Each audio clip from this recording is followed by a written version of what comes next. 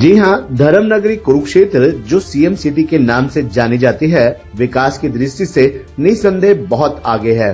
परंतु इसी विकास के बीच सीएम सिटी के लोग पिछले लंबे समय से बंदरों, आवारा कुत्तों और बेसहारा गोवंश के आतंक से खासे परेशान हैं।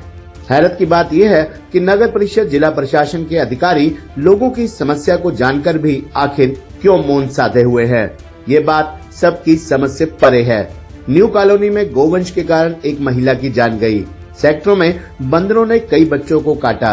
इन्हीं बंदरों द्वारा सेक्टरों के घरों में उत्पात मचाने और नुकसान पहुंचाने का क्रम लगातार जारी है। यही हालात कुत्तों द्वारा पूरे शहर में फैलाए जा रहे हैं। बेसहारा गोवंश और कुत्तों के आतंक को आप शहर की हर गली मोहल्ले में कभी भी देख सकते हैं।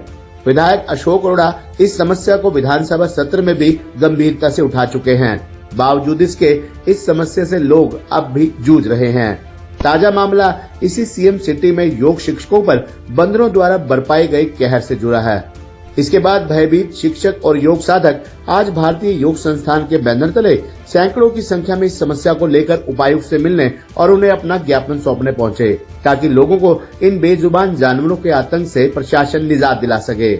आपको बता दें कि बंदरों के इस आतंक के विरोध में आज भारतीय योग संस्थान के कार्यकर्ताओं, सीनियर सिटीजन फोरम सेक्टर 13 के सदस्यों व सेक्टर 7 के निवासियों सहित नगर के विभिन्न समाज सेवी संस्थाओं के जनप्रतिनिधियों ने जिला उपायुक्त के नाम एक ज्ञापन city magistrate doctor Raman Gupta को सौंपते हुए मांग की कि नगर वासियों को बंदरों के आतंक से सुरक्षा प्रदान की जाए। डॉक्टर रमन गुप्ता ने उनकी समस्या और घटना को सुनकर उन्हें आश्वासन दिया कि इस शिकायत पर जिला प्रशासन शीघ्र कार्रवाई करेगा।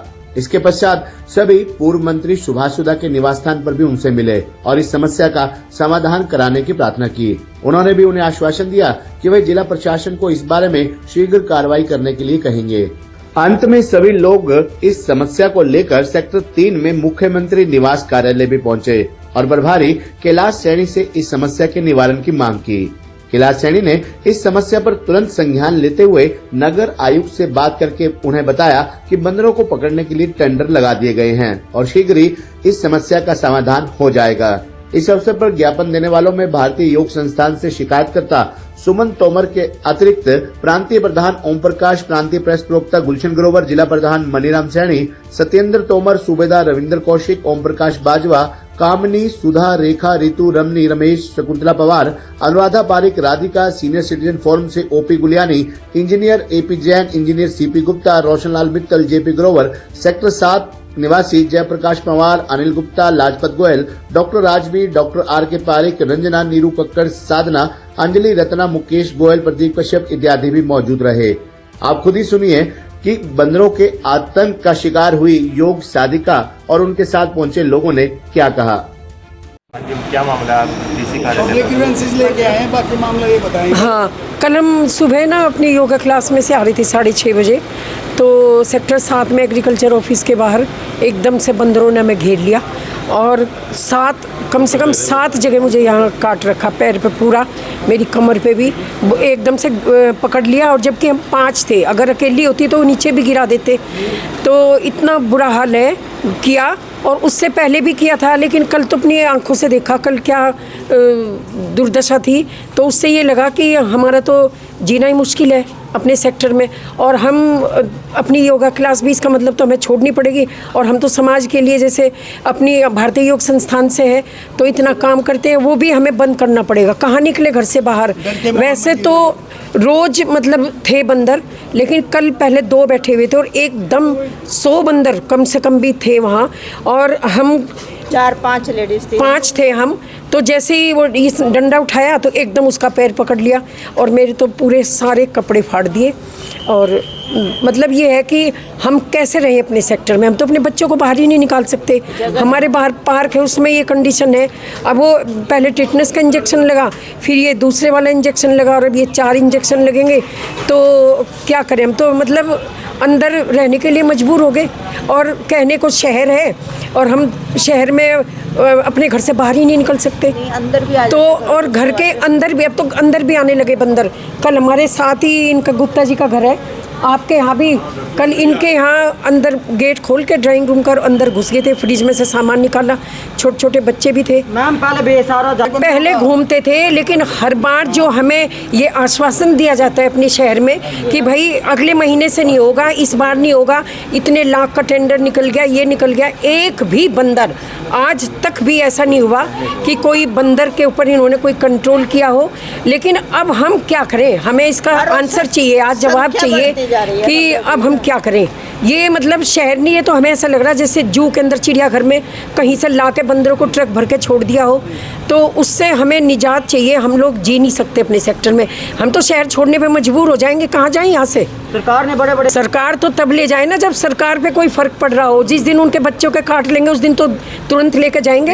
अब इनके बच्चे तो या तो हेलीकॉप्टर में घूमते हैं या फिर गाड़ियों में। अब ये जो समाज सेवा का जो काम करते हैं वो ये कर कहाँ रहे इनके बच्चे? ये तो गाड़ियों के अंदर से माइक लगा देते हैं इनके। लेकिन जो हकीकत है ना सड़क पे, वो हम मतलब रह नहीं सकते। हमें इस बात का जवाब चाहिए। जब तक इससे ज्यादा नहीं जी ऐसा हो तो मैं दिखाऊं। फोटो है मेरे पास, फोटो देखो जी। 7 जगह मेरे अंदर उसमें दांत, ये देखो ना आप फोटो, ये फोटो दिखाना जरा, वो फोटो दिखाएंगे अभी। ये देखो ये मेरे ये क्या कंडीशन है, यही हाल है। ये देखो आप। देख सकते हो किस प्रकार से काटा, बंदरों ने काटा है। हाँ बंदरों ने।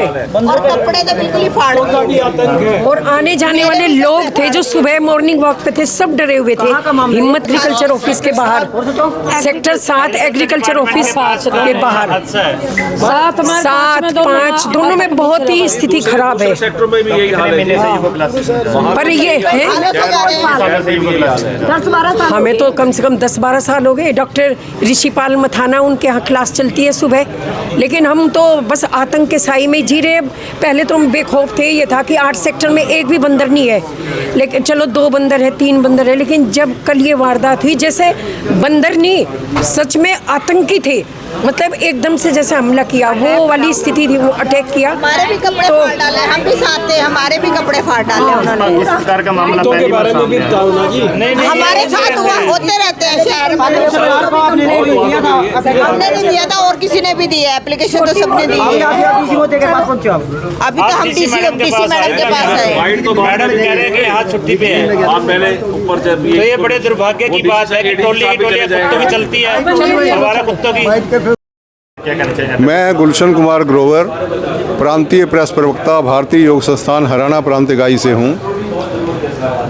सेक्टर 7 में बंदरों ने बहुत आतंक मचाया हुआ है। वैसे तो सभी सेक्टरों में है, परंतु सेक्टर 7 में जहाँ एग्रीकल्चर ऑफिस है उसके पास में जो निवास स्थान है लोगों के, वो बहुत परेशान हैं। वहाँ पर बंदर लगभग प्रतिदिन आते हैं और वहाँ पे क्यारियों को, घरों को नुकसान पहुँचाते हैं। और आजकल तो बंदर घरों में घुस के लोगों को तंग करने लगे हैं। बच्चे जो हैं वो पार्कों में खेलने से डरते हैं बंदरों के प्रकोप के कारण।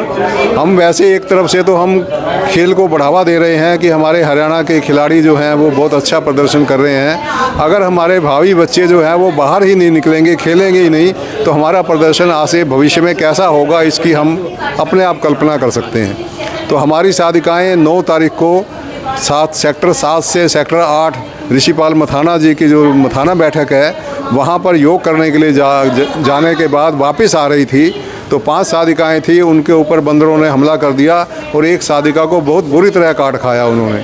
इससे पहले भी हमारे साधक साधिकाओं के साथ ऐसी घटनाएं होती रही हैं। और एक पिछले साल एक बच्चे को तो इतना ज़्यादा काट लिया था कि उसका मांस जो था काफ़ी नोच लिया था, उसका ऑपरेशन हुआ, तब जाके उन्होंने यहाँ ये शहर ही छोड़ दिया, कुरुक्षेत्र ही छोड़ के चले गए, वो मेरठ चले गए। तो इस प्रकार जो आतंक है इसको कहाँ तक सहन किया जाएगा? बंदर भी हैं, कुत्ते भी हैं और आवारा पशु भी सड़कों पे जो हैं इतना आतंक फैलाते हैं कि लोग नागरिक डरे सहमे रहते हैं। तो इस डर सहम में कहाँ रह पाएंगे लोग, ये सोचने की बात है। प्रशासन की जिम्मेवारी है, नगर परिषद की, जिला प्रशासन की, हमारे प्रांतीय सरकार की। हम अपने बहुत बड़े बड़े नारे लगाते हैं कि हम हरियाणा को एक बहुत अच्छा प्रदेश बनाएंगे। अगर ऐसी स्थिति रही तो ये प्रदेश का अच्छा प्रदेश बनने के बजाय एक सबसे गंदा प्रदेश ना बन जाए, मुझे ये डर है। इसलिए मैं सभी अधिकारियों से, हर लेवल के अधिकारियों से अनुरोध करता हूं कि इस आतंक को जल्द से जल्द ख़त्म करवाएं। बंदरों, कुत्तों और आवारा पशुओं के जो है, आवारा नहीं जो घूम रहे होते हैं सड़कों पे, चाहे वो किसान छोड़ते हैं, परंतु आम जनता का उसमें किसी का कोई दोष नहीं है, तो उससे निजात दिलवाएं, ऐसी मेरी सभी से प्रार्थना है।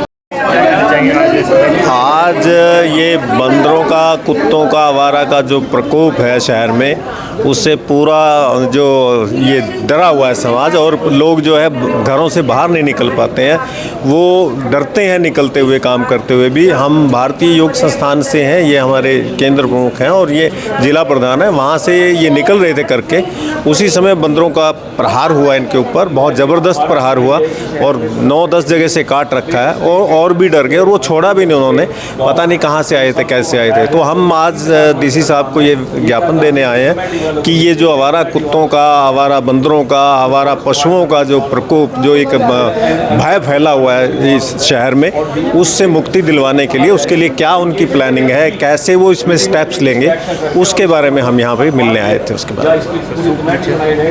जी परिचय, मैं भारतीय योग संस्थान का प्रांतीय प्रधान हूँ। भारतीय योग संस्थान के केंद्र चलते हैं हरियाणा में 500 के करीब, निःशुल्क चलते हैं, वो सुबह शाम दोपहर को भी चलते हैं और पूरे फ्री ऑफ कॉस्ट है। तो ये हमारे केंद्र से जिला प्रधान वो आ रहे थे वहाँ से, उनके ऊपर अटैक हुआ, इसलिए हम यहाँ पर सारे इकट्ठे हुए हैं।